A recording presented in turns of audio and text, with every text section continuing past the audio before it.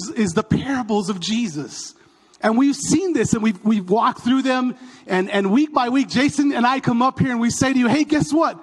This parable that you've been listening to your whole life, there's some different context to it. And you're like, wait, really? Like, the way we've understood it throughout the years is a little bit different than what it's actually saying? Surprisingly, yes. And guess what? No different than the parable today that we're going to talk about. And we're going to be looking at Luke 15. And we're going to have 3 different parables that we're going to walk through. And through those parables, they're basically saying a similar message. And you have to, again, the biggest thing when we read the word, when we dig into the word, guys, context, right? Context, context, context. Who was Jesus talking to? Who was his audience? And you'll see through this text here, he was speaking to a specific group. And he was trying to get to them and help them to understand things. Trying to get through their thick heads. I won't ask anybody to raise any hands this morning, but has anybody said you have a thick head? Well, I guess I'll raise my hand. Yes, I have. Somebody has said that before about me. But, yeah, I don't point at anybody either, okay? None of that either. Okay, don't be pointing at anybody.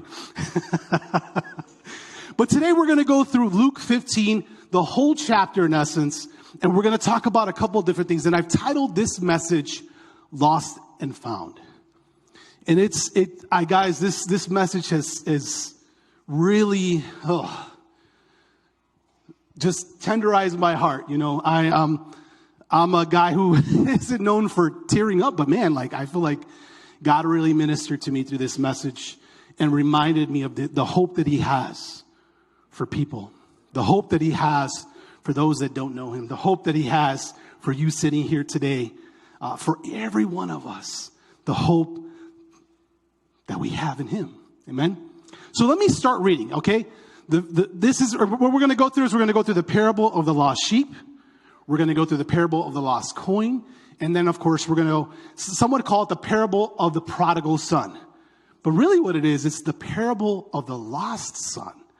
And it's a little tricky.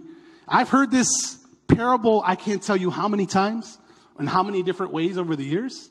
And when I saw really what Jesus was getting at, I was like, wait a second. So we'll get there. So, you know, I'm setting up anticipation, y'all. We'll get there, though. So let's get started, all right? Luke 15, verses 1 through 7, the parable of the lost sheep. And so he goes in here, and this is the group that was gathered together. It says tax collectors and other notorious sinners often came to listen to Jesus teach. So Jesus drew in some interesting characters. How many of us would say maybe we're kind of an interesting character? I could think of someone sitting I won't say their name, but they're interesting, right?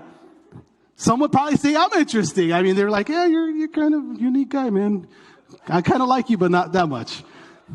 And so notorious sinners, these are people that in essence were the low of the low. They came to listen to Jesus.